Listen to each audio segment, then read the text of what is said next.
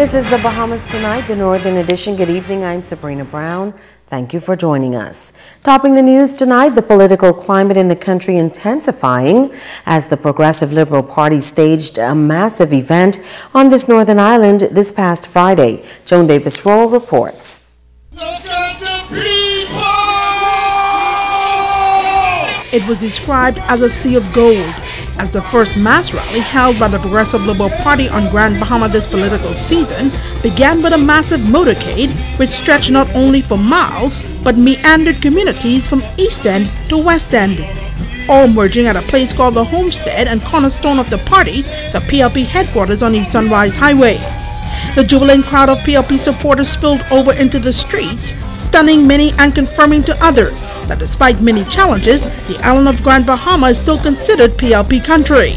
One by one, PLP candidates Norris Bain for Mako City, Reverend Preston Cooper for East Grand Bahama, Dr. Michael Davo for Pine Ridge, Julian Russell of Central Grand Bahama, and Obi Wilshcombe for West End and Bimini outlined their platforms, touting the tried, proven, and tested record of the PLP. Perry Christie, who has the courage to sit with the Port Authority and fight to set things right in the Magic City. Mako City, come with me. Come with Norris Bain. Come with Perry Christie. Come with the PLP. I come to declare tonight that change is coming. East Grand Bahama will be changing from poor representation to quality representation. Central Grand Bahama, this election is going to be a very important one for us. It is time to try something new. It is time to come with me and the PLP. I have paved roads. I have turned your street lights on, and I've upgraded the physical infrastructure in my constituency. I have donated to youth mentorship programs, churches, and have helped to empower young men and women in my constituencies. Pine Ridge, are you ready for this gold rush? Are you ready? All over the world, our value-added tax is considered a model that should be copied by the entire world. But if you listen to the F&M, it's the worst thing that can happen. And I heard someone talking about ask them where the money gone and say we teeth it. No, we ain't teeth nothing. What we've been doing is running the Bahamas, making our country better, causing our Bahamas to be great. And IMF says it is the greatest model seen now in the entire world. But the biggest announcement of the night coming from the nation's leader, the Prime Minister, the Right Honorable Perry Christie. After making his way through the massive crowd of supporters, the nation's chief ascended the podium, telling Grand Bahama that when it comes to the hotel sector, help and hope is on the way. I am pleased to announce tonight that yesterday a letter of intent for the sale was signed with a new purchaser, which provides for an early closing of the purchase of the hotel. The prospective new owner has bold plans not only to upgrade but bring in well-recognized operators for the 3 hotels, for the casino, plus additional tour operators and airlift capacity from multiple North American cities. The Minister of Tourism, Yo Obi Obi Obi, will lead a team to Canada on Sunday for heads of agreement negotiations in contemplation of the early completion of the sale. Meanwhile, with general elections now imminent, this is what the PLP is predicting and what their supporters have vowed to do. Clean sweep! Joan Davis-Roll, ZNS Network News.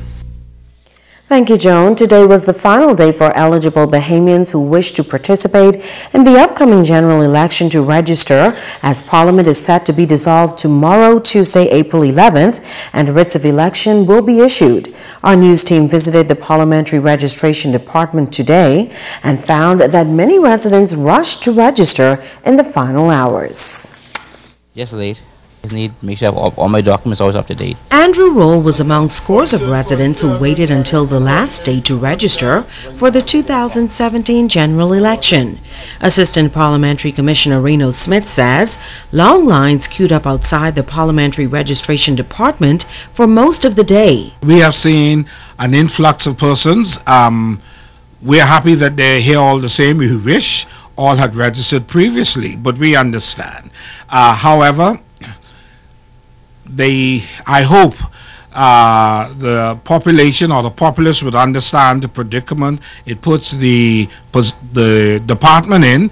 Human error can take place. We are trying to clean this register the best way we can. Smith says while voter registration ceased at 5 p.m. on Monday, the distribution of voters' cards continues. Persons who have not collected their cards, we are still encouraging them to please come and collect your cards and proof your cards immediately to make sure you are properly registered in the correct constituency and polling division.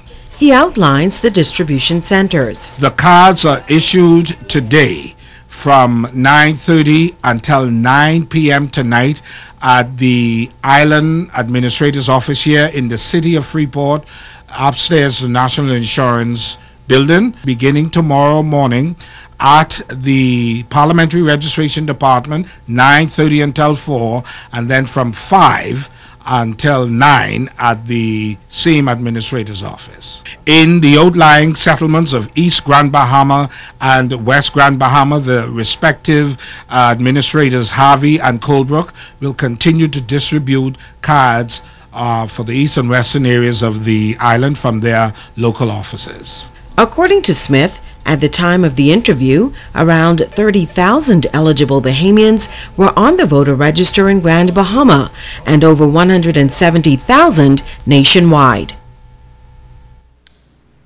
Officials from various government agencies and the private sector on Grand Bahama getting an update on the latest medical facility undergoing massive redevelopment by the government. This update came during a heads of government tour of capital projects in West Grand Bahama on Friday. Kimberly Mullings has more on this million-dollar project. Minister for Grand Bahama, the Honorable Dr. Michael Darville, led the tour of the renovation of the West End Clinic. The Public Hospitals Authority and 2 local Bahamian companies engaged in contractual agreements to build and complete the new structure together over a period of 6 months. The distance between the clinic in West End and the Rand Memorial Hospital is some 27 miles, which is why Minister Darville says the $1.3 million facility will have unique features to allow patients to receive necessary care before being transported to the hospital. This clinic will be manned with a full-time ambulance, and as we go into the clinics you will see that we have the emergency services in here, inclusive of medical gas and the emergency services. In the event that we have an accident in this area, we will have a facility in West Grand Bahama where the patient could be resuscitated and held, whether they need to move for the ambulance service to our tertiary facility in Freeport.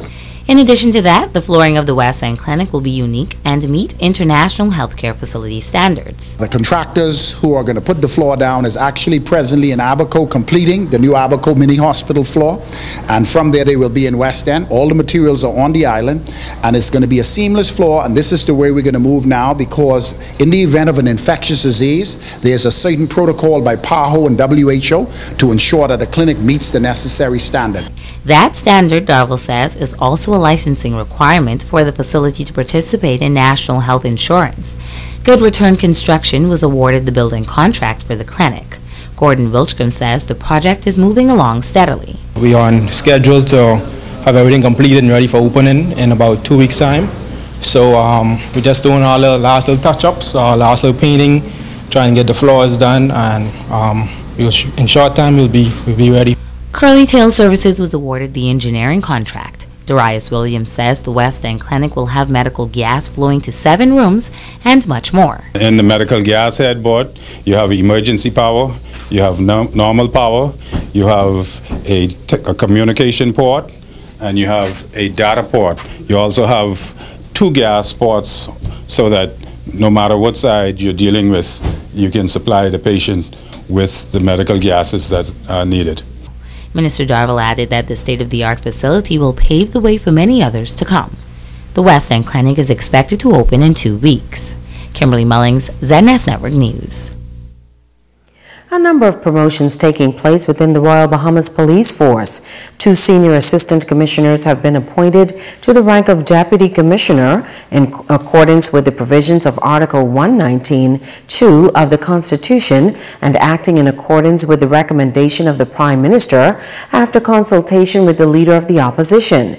The newly appointed deputy commissioners are Anthony Ferguson, who heads the force's Disciplinary Tribunal, Complaints and Corruption Branch, and Force Inspections and Review Branch at Police Headquarters in New Providence, and Emmerich Seymour, who heads the Grand Bahama District, which includes the Abaco and Bimini divisions. The promotions became effective on the 1st of January 2017. Commissioner of Police Ellison Greenslade, in congratulating the 2 deputy commissioners on their appointments, stated that both men over the years served the Bahamas with distinction.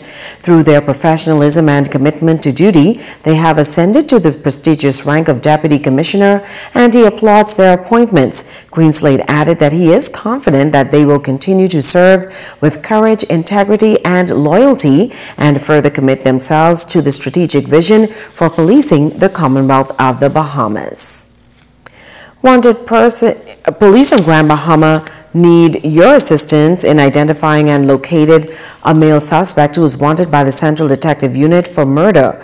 The police has provided a sketch of the suspect, described as standing around 6 feet tall, weighing about 180 pounds, of slim build and dark complexion. The suspect is wanted in connection with murder which occurred on Oak Street, Freeport, sometime around 9 p.m. on Saturday, April 1st.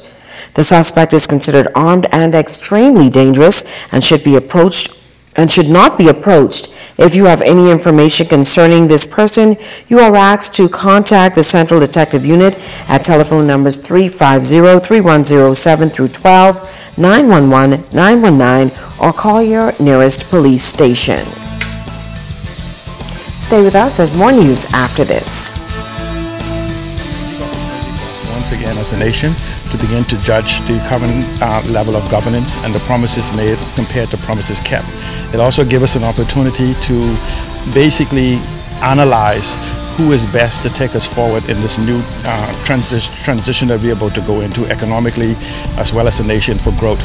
And so I think now is the time when we go through this so-called 21st century transition to look at the past, look at the future, and make a decision as to where we want to be.